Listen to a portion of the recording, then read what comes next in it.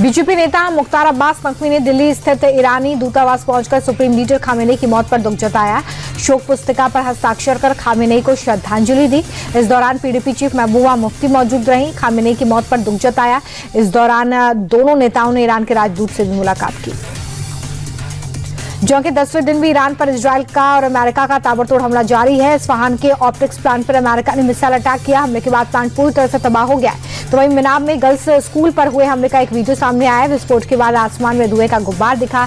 Iran ने America Israel पर हमले का आरोप लगाया है और इस हमले में 160 से ज्यादा बच्चों की मौत हो गई थी। अमेरिकी राष्ट्रपति ट्रंप ने स्कूल पर हमला करने से भी इनकार किया था। संयुक्त अरब अमीरात के रक्षा मंत्रालय ने एक वीडियो जारी करके ईरानी ड्रोन को मार गिराने का दावा किया। यूएई ने यह दावा किया है कि उसके एयर डिफेंस सिस्टम ने 16 ईरानी मिसाइल्स को हवा में ही बर्बाद कर दिया है, जबकि एक मिसाइल समुद्र में गिरी है। डिफेंस मिनिस्ट्री ने यह भी बताया कि यूएई के आसमान में 117 ड्रोन दिखे हैं, जिनमें से 113 को रोककर नष्ट कर दिया गया है, जबकि 4 ड्रोन देश के भीतर ही गिरे। ईरानी हमलों की शुरुआत से अब तक 238 बैलिस्टिक मिसाइलें और 1422 ड्रोन देखे जा चुके हैं। सोमवार को ब्रेंट क्रूड ऑयल की कीमत $100 प्रति बैरल के पार हो गई है। इसका असर एशियाई बाजार पर दिखा है। मिडिल ईस्ट में युद्ध के कारण तेल की कीमतों में उछाल आ गया है। दूसरी तरफ एशियाई बाजार में भारी गिरावट रही। जापान, साउथ कोरिया और सभी एशियाई देशों में बाजार 6 से 8% तक गिरा। कच्चे तेल की कीमतें 3.5 साल से भी ज्यादा समय तक हाई स्तर पर हैं। मिडिल ईस्ट में बढ़ते तनाव के चलते दुनिया के सामने तेल और गैस का संकट है। इसी को देखते हुए महाराष्ट्र के पुणे में गैस से चलने वाले शमशान घाट को अस्थायी रूप से बंद कर दिया गया है। पुणे नगर निगम ने केंद्रीय पेट्रोलियम और प्राकृतिक गैस मंत्रालय के आदेश के बाद एक कदम उठाया। एलपीजी गैस की कमी के चलते ये फैसला लिया गया है। हालांकि एक शव के अंतिम संस्कार में 18 किलो गैस की आवश्यकता होती है, लेकिन नगर निगम का कहना है कि वैकल्पिक शवदाह सुविधाएं चालू रहेंगी। दिल्ली को देश की हाईटेक राजधानी बनाने के लिए केंद्र और रेखा सरकार प्रतिबद्ध है। प्रधानमंत्री खुद दिल्ली के मास्टर प्लान को लेकर रणनीति बना रहे हैं। आज प्रधानमंत्री ने इसी को लेकर एक बड़ी बैठक भी की है। इसमें गृह मंत्री अमित शाह, राज्य की सीएम रेखा गुप्ता और केंद्रीय मंत्री मनोहर लाल खट्टर मौजूद हैं। मीटिंग में दिल्ली के मास्टर प्लान की समीक्षा हुई है। उत्तराखंड के मुख्यमंत्री पुष्कर सिंह धामी ने विधानसभा में बजट पेश किया है। महिलाओं की समानता का ख्याल रखा गया इस बजट में। इस बार बजट 1,11,730 करोड़ रुपए का है, जो पिछली बार से 10% ज्यादा है। पुष्कर सिंह धामी ने कहा है कि उत्तराखंड संकल्प से सिद्धि की ओर अग्रसर है। ये बजट निरंतरता को दर्शाता है।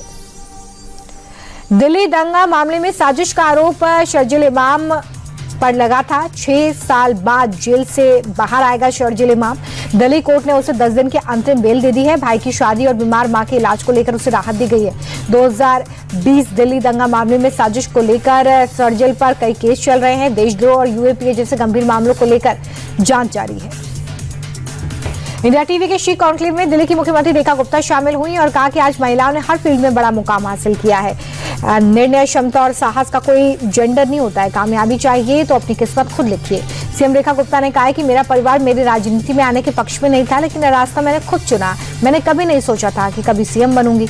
रेखा गुप्ता ने सुषमा स्वराज को रोल मॉडल बताया और कहा कि हर महिला को सम्मान का जीवन चुनने का हक है। श्री कॉन्क्लेव में बिहार की अलीनगर विधानसभा सीट से बीजेपी विधायक और लोक गायिका मैथिली ठाकुर ने भी शिरकत की है। उन्होंने कहा कि मैंने सोचा नहीं था कि इतनी जल्दी नेता बन जाऊंगी। हर इंसान चाहता है कि आगे बढ़े, लेकिन भगवान की कृपा है कि उन्होंने मुझे इस काबिल बनाया कि मैं इस राह पर चल सकूं। मैथिली ठाकुर ने प्रधानमंत्री को अपना आदर्श बताया। मैथिली ठाकुर ने कहा कि मेरे पिताजी खास ध्यान रखते थे कि बेटा करे ना करे, बेटी को जरूर पढ़ाना है। ऐसे घर में पली बड़ी जहां पर प्राथमिकता के साथ मुझे संगीत में आगे बढ़ाया गया। पाकिस्तान के होश उड़ाने वाले स्क्वाड्रन लीडर नेहा और आकांक्षा ने शी कॉन्क्लेव में अपनी जाबाजी की कहानी शेयर की। ऑपरेशन सिंदूर का जिक्र करते हुए आकांक्षा ने कहा कि देश के लिए मर मिटने का जज्बा सबसे ऊपर है। स्क्वाड्रन लीडर नेहा ने बताया कि एक फौजी की पत्नी और ऑफिसर होने के नाते घर और सरहद दोनों की जिम्मेदारी बखूबी निभाना बेहद जरूरी है। एयरफोर्स की फाइटर बेटियों का कहना है कि अब वक्त बदल रहा है, सेना में महिलाओं का दबदबा बढ़ रहा है। इंडिया टीवी के शी कॉन्क्लेव के किराना सांसद इकरा हसन ने भी अपनी सियासी यात्रा को एक्सीडेंटल बताया। इकरा हसन ने कहा कि राजनीति उनके लिए एक बड़ी जिम्मेदारी है। टिकट बंटवारे पर सवाल उठाते हुए सपा सांसद बोली कि सिर्फ 1-2 टिकट से बदलाव नहीं आएगा, राजनीतिक दलों में भी महिलाओं के लिए रिजर्वेशन जरूरी है। इकरा हसन ने यह भी कहा कि महिलाओं के पहनावे पर नहीं, काबिलियत पर फोकस होना चाहिए। हिजाब और पर्दा भी महिलाओं पर थोपा नहीं जाना चाहिए, ये हर महिला की अपनी चॉइस है। शी कॉन्क्लेव में समस्तीपुर की सांसद शांभवी चौधरी ने भी शिरकत की। शांभवी चौधरी ने अपनी राजनीतिक यात्रा पर खुलकर बात करते हुए कहा कि बचपन से ही उनका सपना सेवा करना और नेता बनना था। नेपो किट के आरोप पर पलटवार करते हुए शांभवी ने कहा कि महिलाओं को इस नाम पर ज्यादा टारगेट किया जाता है, जो जनता का अपमान है। शांभवी चौधरी ने दुख जताते हुए कहा कि टिकट बंटवारे में आज भी महिलाएं सेकंड चॉइस हैं और राजनीति को महिलाओं के लिए अभी और सुरक्षित बनाने की जरूरत है।